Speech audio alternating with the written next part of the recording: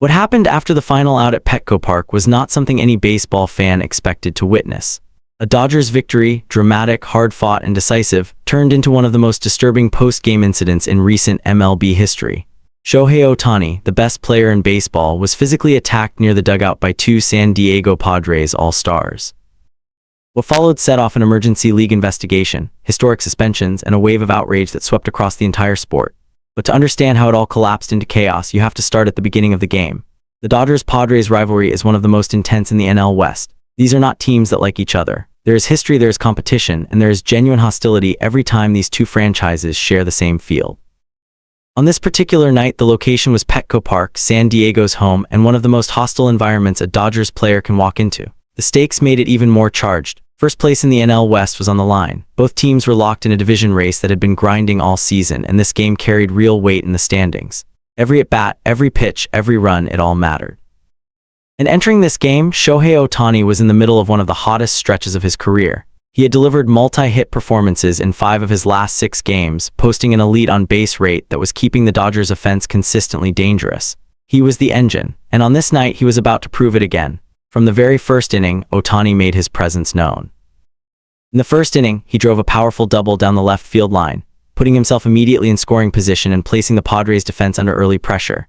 It was exactly the kind of at-bat that sets the tone: direct, aggressive, purposeful. By the third inning, he showed a completely different dimension of his game. Facing pitcher Griffin Canning, Ohtani worked a patient walk, demonstrating the kind of elite strike zone discipline that makes him nearly impossible to neutralize. Whether you attack him or try to pitch around him, he finds a way to hurt you. The fifth inning brought a clutch ground ball RBI, not flashy, not highlight reel material, but exactly what the Dodgers needed in that moment. It cut the deficit to 3-4, keeping the comeback alive, keeping the team in the fight. The kind of at-bat that doesn't always get the credit it deserves, but changes the entire shape of a game. Then came the 8th inning.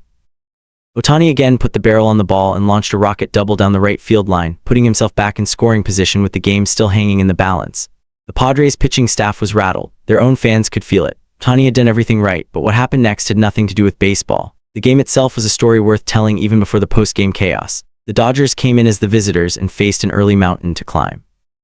Starting pitcher Yoshinobu Yamamoto struggled. He gave up 4 runs in just 4 innings, surrendering 2 home runs in the process. For a pitching staff built around Yamamoto's precision and command, it was a rough night on the mound, but the bullpen answered. Kasperius, Vija, Treinen, and Tanner Scott took over and systematically shut down San Diego's offense completely. From the moment the bullpen took the ball, the Padres could not score. That is the foundation. The Dodgers' comeback was built on lockdown relief pitching when it mattered most. Freddie Freeman was the offensive centerpiece of the night. He hit 2 home runs, not just long balls, but clutch performances at critical moments in the game. Freeman continues to be one of the most reliable hitters in baseball in high-leverage situations, and this night was further evidence of that. The 8th inning produced a moment of heartbreak before the breakthrough. Ohtani was standing on third base 90 feet from giving the Dodgers the lead, but Freeman struck out. Then Tucker grounded out. The scoring opportunity evaporated. It was the kind of moment that can deflate a team, the kind of inning that haunts a lineup. But the Dodgers didn't let it end there. In the 9th inning, they faced Mason Miller, one of the elite closers in the game. Andy Pages stepped up and delivered a walk-off sacrifice fly, scoring the run that flipped the scoreboard. Final score: Dodgers 5, Padres 4. The Dodgers had come back. They had reclaimed first place in the NL West, and for a brief moment the night felt complete. Then everything changed. After the final out was recorded, as players began moving off the field, Manny Machado and Fernando Tatis Jr., 2 of the Padres' biggest stars, 2 all-stars, approached Shohei Ohtani near the dugout. Their body language was hostile from the moment they moved in his direction. This was not incidental contact. This was a deliberate approach. The confrontation escalated quickly. Machado began mocking Ohtani, making claims that the Padres were the best team in the NL West and dismissing the performance Ohtani had just delivered. Words were exchanged, but at that point it was still verbal. Then it crossed a line that has no place in professional sports. Both Machado and Tatis Jr. directed insulting remarks at Ohtani's family. Slow-motion footage captured Ohtani turning around to respond to what was being said to him. And then Machado shoved him. Tatis Jr. joined in immediately. Ohtani was struck in the shoulder and chest and lost his balance. That is when everything broke open. Mookie Betts, Kyle Tucker, and multiple Dodgers teammates came rushing in to protect their star player. The benches cleared. Both rosters were suddenly involved in an intense, chaotic scene of pushing and shoving that took over the area near the dugout. It was not a controlled confrontation, it was full-scale disorder, the kind of scene that forces every coach, umpire, and security personnel on the premises to respond immediately. Coaches, umpires, and MLB security rushed in from multiple directions to separate the teams. It took considerable effort to restore order. When it was finally over, the footage was already being reviewed. The full sequence, who approached whom, who made contact first, how it escalated, was captured on video. Major League Baseball launched an emergency investigation within hours of the incident. This was not a standard disciplinary process. The league moved immediately. Umpires, security staff, and witnesses all submitted detailed reports. The video footage was reviewed frame by frame. The conclusion was unambiguous. The footage confirmed that Machado and Tatis Jr. were the aggressors. They had approached Ohtani. They had initiated contact. Ohtani had not provoked a physical confrontation. The MLB disciplinary committee released an official statement. Behavior is unacceptable, violates ethical values the league has always protected. The punishment was significant. Both Manny Machado and Fernando Tatis Jr. were suspended for 10 games each. For two players in the middle of a divisional pennant race, a 10-game suspension is not a slap on the wrist. It is a real, meaningful consequence that directly affects their team's chances in the standings. Beyond the individual suspensions, the Padres organization was required to take internal disciplinary action. And the Padres leadership issued a public apology directed at Ohtani, the Dodgers, and all MLB fans. The franchise acknowledged that what happened at Petco Park after that game was wrong and had no place in professional baseball. The medical report confirmed Ohtani had sustained minor bruising to his shoulder and back. Given the nature of the physical contact, shoved by two professional athletes, it was fortunate the injuries were not more serious. In his post-game interview, Ohtani did not raise his voice. He did not escalate the situation further. He sat in front of the media, after being physically attacked by two opposing players, and delivered one of the most composed responses of his career. His quote, "I understand the opponent's frustration, but no one has the right to behave that way. I will continue playing because I love baseball and I won't let actions like that affect me." That quote spread across social media within minutes. It was shared by fans, analysts, and media figures across the country and around the world. The contrast it created, between Ohtani's dignity and the behavior of Machado and Tatis Jr., was stark and impossible to ignore. Baseball experts and analysts noted that Ohtani's calmness in the immediate aftermath of the physical confrontation likely prevented an even larger brawl. Had he reacted differently, had he escalated rather than absorbed, the situation could have spiraled into something far more damaging for everyone involved. That composure is part of who Shohei Ohtani is.